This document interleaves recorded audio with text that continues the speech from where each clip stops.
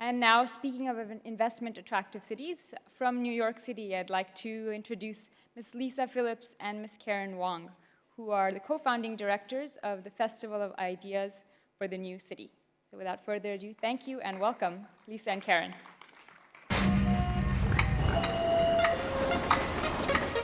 The great thing about New York is that there are always intersections. And as soon as there are intersections, people bump into each other. You could turn a corner and your whole life could change. New York City is made up of people who don't fit in anywhere else. We've got visualists, technologists, writers, economists, architects, artists, you name it, they're down here. Artists have a way of problem solving which is critical to some of the biggest problems we face today. We all can participate in rethinking the way we use resources and the way we make things like food available. The Festival Ideas for the New City will amplify the ways culture is making a difference in the city. Whatever the future holds, nothing has ever worked better than people getting together, exchanging ideas in person. As soon as people start to talk, maybe some new idea begins, and it's that moment of, we couldn't have thought of this alone. That seems really, really important.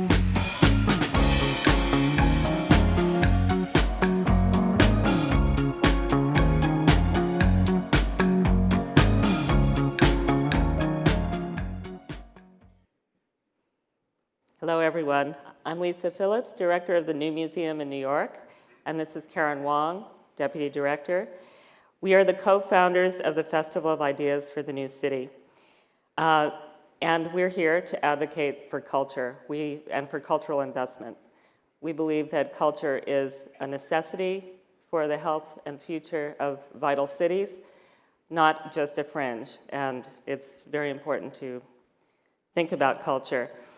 In early 2009, in the midst of the worst economic downturn that we had seen since the Depression, the New Museum began to explore the possibility of a collaboration between arts, education, and community organizations for an ideas festival about our urban future that would have a citywide impact.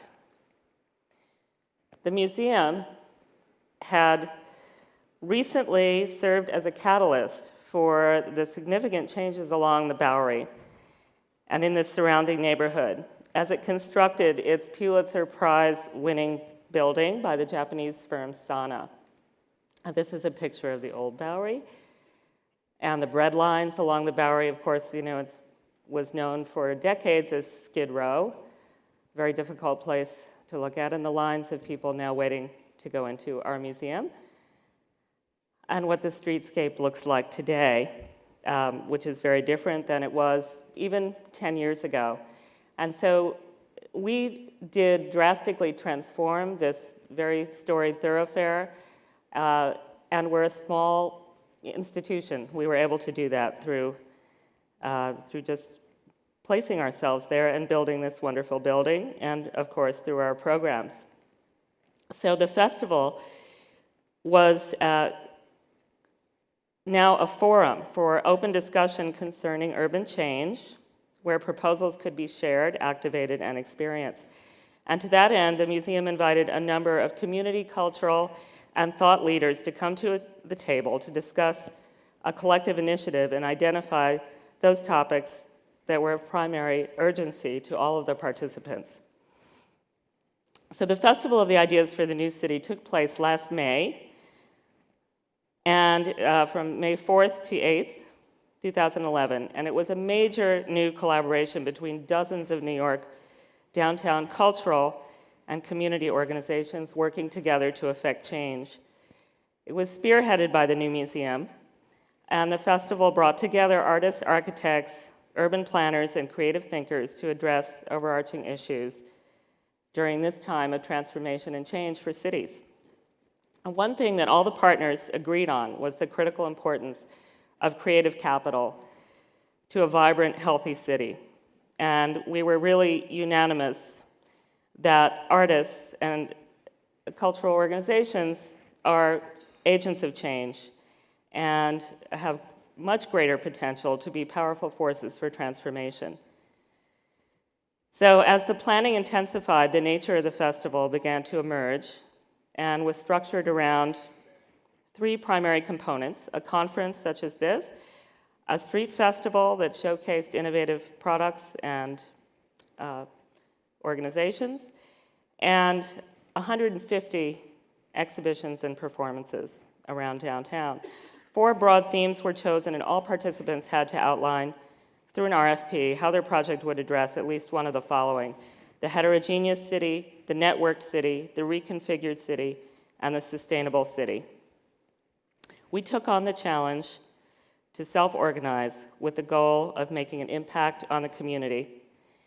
Through our 3 platforms, we were able to bring attention to both the power of collaboration and the need for broader conversation and action. But primarily, we brought attention to the power of art and culture to transform cities and serve as an important platform for community and civic transformation.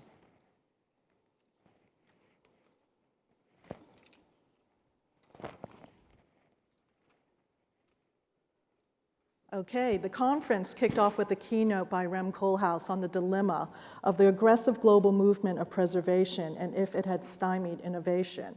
Microsoft guru technologist Jerome Lanier expounded on humanizing digital architecture, while former mayor of Bogota, Antanas Mocas, believed his unconventional success was built on developing a citizenship culture based on common sense and common opinion.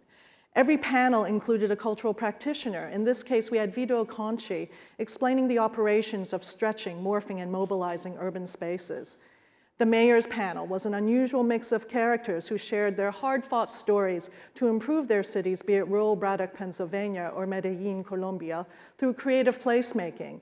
And in a surprising show of gratitude in cynical New York City, the mayors received a standing ovation by 1,000 attendees. The StreetFest closed down a lane of the busiest thoroughfare in New York City, the Bowery. Trucks were supplanted by 115 vendors who were promoting their ideas and innovation wares, and about 20 were housed in the Blue and Pink Worms, the winner of a competition to develop a prototype for temporary structures for a street fair. The waterproof tents can be flat-packed and, like the slinky toy, conform to different shapes. Paul Valinsky drove and parked his green solar-powered mobile artist studio, and the city's Department of Environmental Protection set up New York City Water, quenching the thirst of a day-long crowd of 50,000, while Solar One organized garbage stations to encourage zero waste. The Space Buster, a mobile inflatable, expanded itself in a nearby park, and Storefront for Art and Architecture invited urbanists, architects, and sociologists like Saskia Sesson to share their manifestos of the future city. As the StreetFest packed up, 100 project partners who had downtown venues began to open their doors and invite the public in for exhibitions, talks, screenings, performances, and food. The new museum presented Chrono Chaos, OMA's exploration of preservation and architecture and urbanism. We partnered with the Art Production Fund, who asked internationally renowned artists to design murals for the roller shutter gates that come down when the shops close, making a street that once felt like a fortress into a colorful all-night gallery.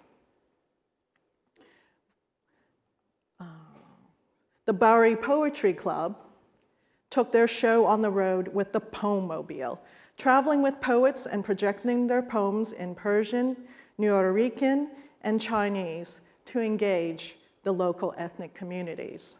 Nearby, the 800-seat St. Patrick's Cathedral transformed into a cinema destination, inviting the public to view Marco Brambilla's art video, Civilization in, yes, 3D. The Monsignor was overheard saying they had never had so many young people in his space conversing about the intersection of faith and art.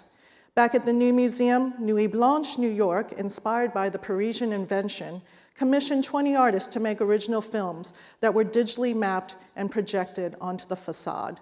That night, thousands of people looked up instead of down at their phones, mesmerized by a reimagining of our built environment. Here is one example.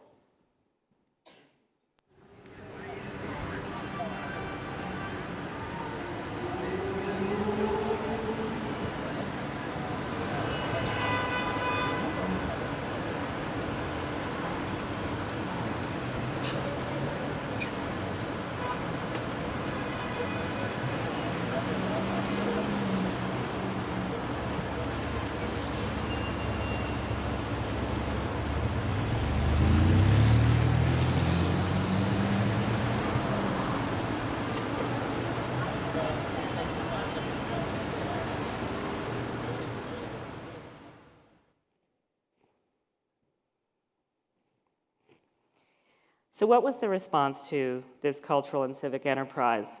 It was overwhelming. We had over 70,000 people in 3 days for this festival.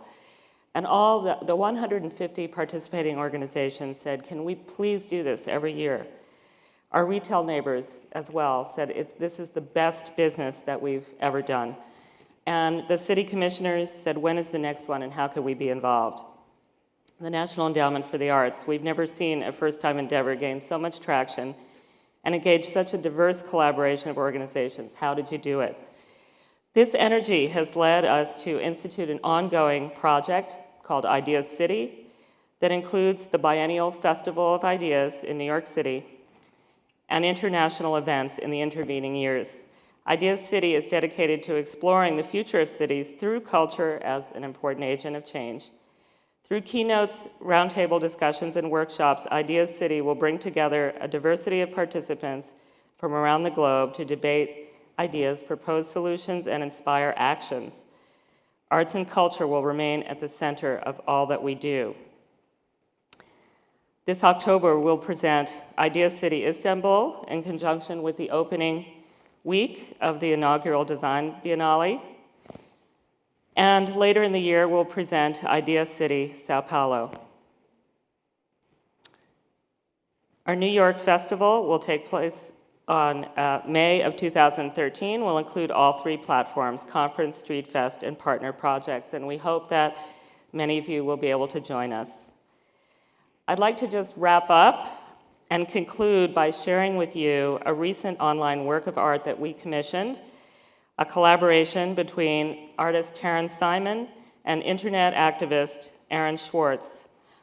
It's an interactive work designed to pull the dominant images from Google search from a broad geographic matrix around a keyword input. It clearly shows the cultural relativism of terms, priorities, and issues. So, it's not on, okay. Oh. Technical problem.